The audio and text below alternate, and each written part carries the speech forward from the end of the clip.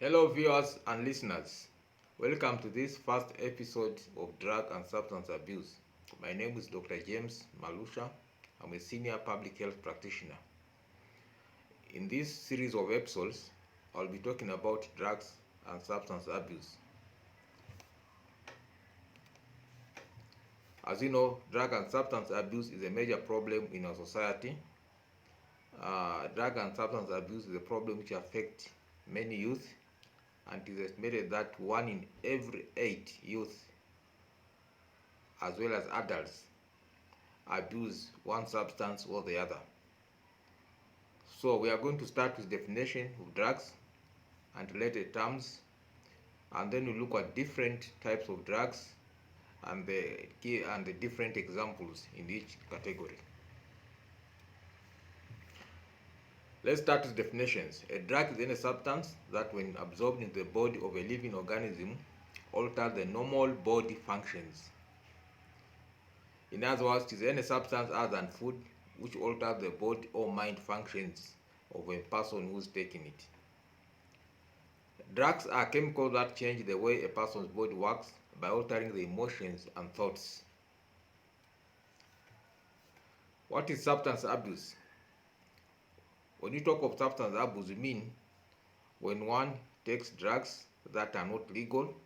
It may also mean when you use alcohol, prescription medicine, or other legal substances, though permitted, but you're using them much in the wrong way or in excess than they are supposed to be. Addiction, on the other hand, is a chronic brain disease. Addiction causes compulsive drug seeking and use despite harmful effects on the user and the people around that person.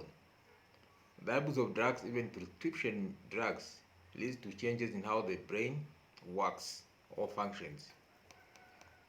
Substance abuse differs from addiction in that many people with substance abuse problems are able to quit or can change their health behavior. Addiction, on the other hand, is a disease. It means you can't stop using drugs even when it causes harm. For most people, the first decision to take drugs is voluntary. However, continuous take over time causes changes in the brain and affects a person's self-control and ability to make sound decisions in his or her life. In this case, a person could not have intense impulses to take more and more drugs owing to addiction.